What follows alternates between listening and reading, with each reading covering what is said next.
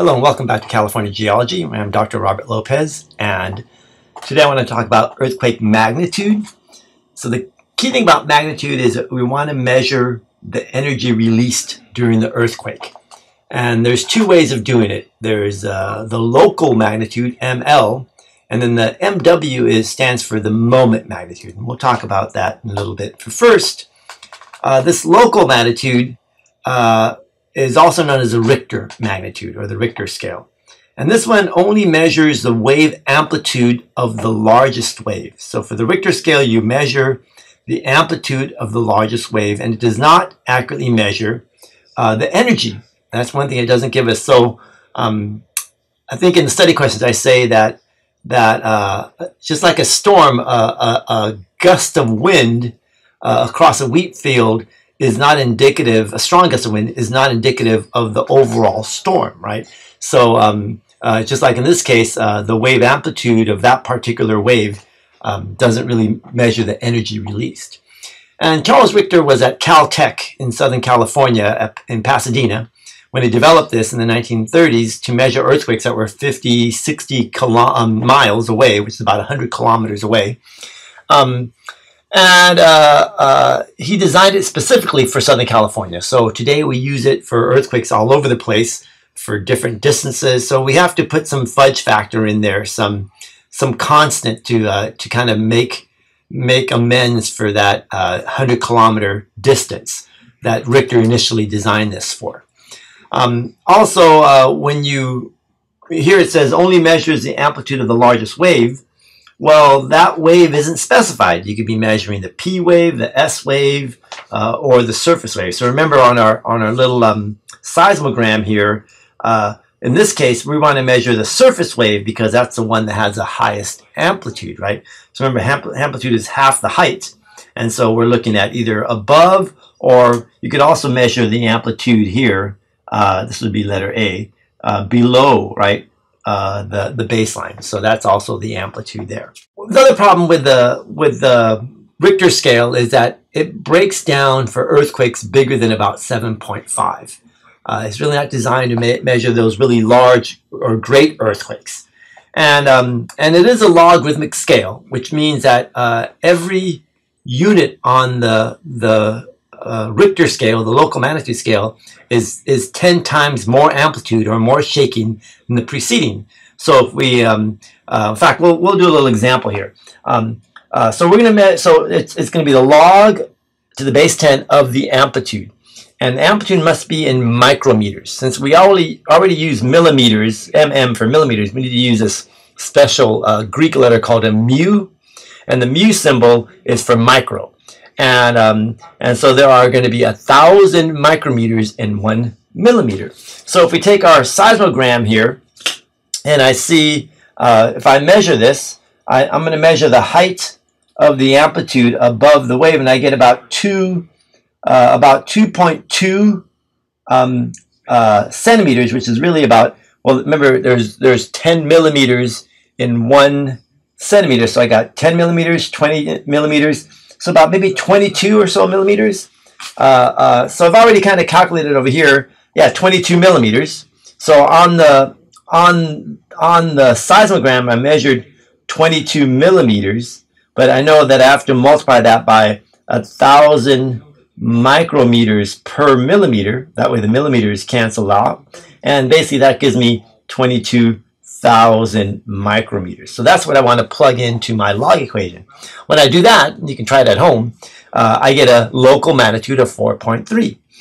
And it shook 22 millimeters. So if this were a magnitude local of 5.34, then this would have shaken, the amplitude should have been 220 millimeters, because remember, it's 10 times more amplitude, right?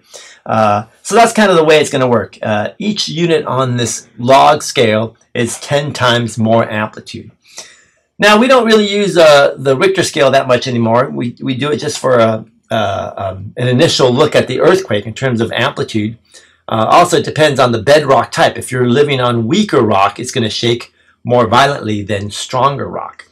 Now, the other scale, this moment magnitude, MW, is what we use more often now. It was really developed in the 70s, but really started being used in the 1990s because this one measures energy released. You can compare earthquakes of different sizes as well.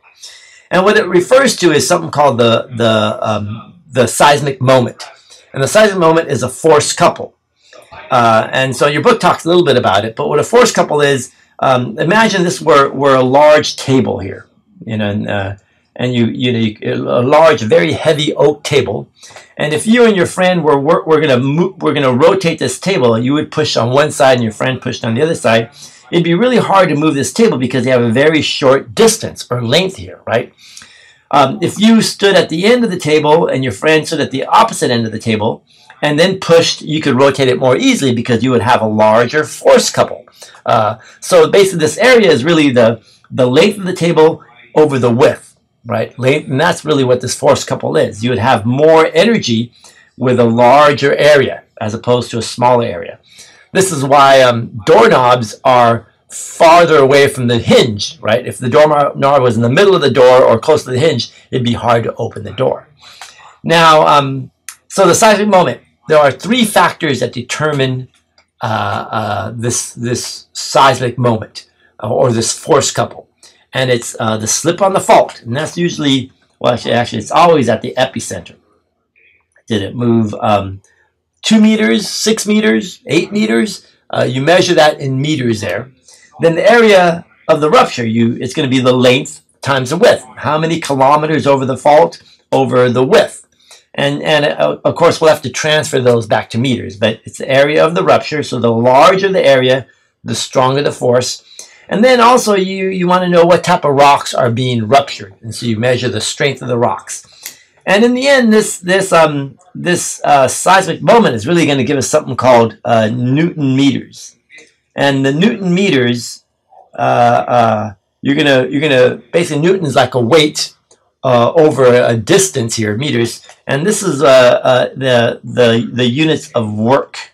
And work basically is you're moving this hunk of rock, these rocks along the fault line. You're working, or at least the tectonic plates are working to move them during earthquakes, right? So we're on our way to energy, right there. So now, if we go back to this moment magnitude scale, once we calculate it, it allows us for comparison of quakes from different times. We can compare like the 1989 earthquake with the 1906 earthquake in San Francisco. In fact, in the study questions, I ask you to look in your book to compare those values. And the other thing that the moment magnitude allows us to do, it measures the energy release. So we can compare, well, how many nuclear bombs would it take to make one magnitude 7 earthquake?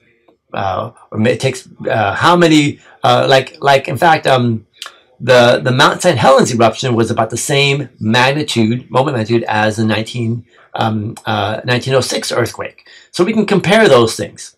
Now, the other thing that's important about the moment magnitude is that each unit on this MW scale, each unit, like from going from moment magnitude 6 to 7, is really a 30-fold, really a 32-fold, but a 30-fold increase in energy.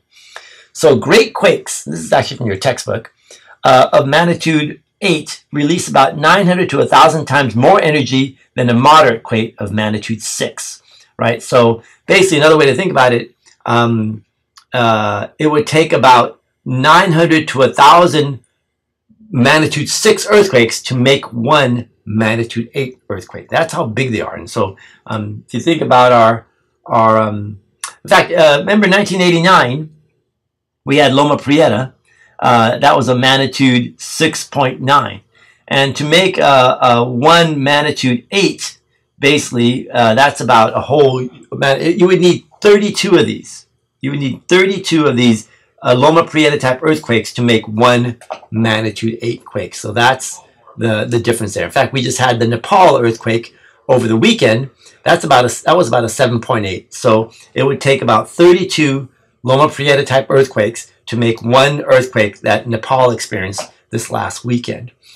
Now, great earthquakes on Earth strike about once every 5 years. So we just had the one over the weekend. Sometimes there are more, right? We get 1 or 2 every 5 years, but usually it's about 1. However, the magnitudes 5 to 7, these moderate earthquakes, which are still relatively strong. I mean, 6.9 Loma Prieta was causing considerable amount of damage. There's been 27 of those quakes in California between 1979 and 2004, right? So those are far more common.